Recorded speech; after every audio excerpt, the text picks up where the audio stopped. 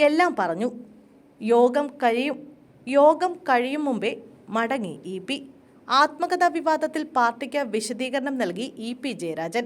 വിവാദം ഗൂഢാലോചനയെന്ന നിലപാട് ആവർത്തിച്ച EP താൻ എഴുതിയതല്ല പുറത്തു വന്നതെന്നും പറഞ്ഞു.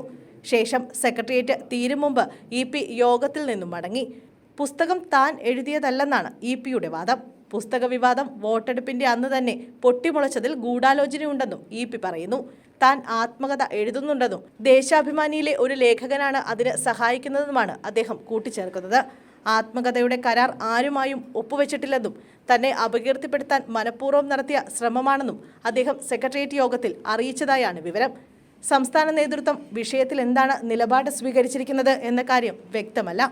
തെരഞ്ഞെടുപ്പിനിടെ എന്തായാലും കടുത്ത നടപടിയിലേക്ക് പാർട്ടി കടക്കില്ല എന്നാണ് വിലയിരുത്തൽ.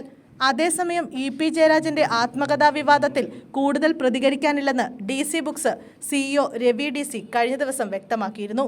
നിലപാട് സാമൂഹ്യ മാധ്യമത്തിലൂടെയാണ് വ്യക്തമാക്കിയത്. ഫെസിലിറ്റേറ്റർ മാത്രമാണ് DC ബുക്സ്. പൊതുരംഗത്ത് നിൽക്കുന്നവരെ ബഹുമാനിക്കുന്നുവെന്നും അദ്ദേഹം വ്യക്തമാക്കിയിരുന്നു. പുസ്തക വിവാദവുമായി ബന്ധപ്പെട്ട് EP ജയരാജൻ നൽകിയ പരാതിയിൽ പ്രാഥമിക അന്വേഷണം നടത്താൻ കോട്ടയം SP-ക്ക് സംസ്ഥാന പോലീസ് മേധാവി നിർദ്ദേശം നൽകിയിരുന്നു. ആത്മകഥ DC ബുക്സിന് നൽകിയോ എന്നും CPM പരിശോധിക്കുകയാണ്.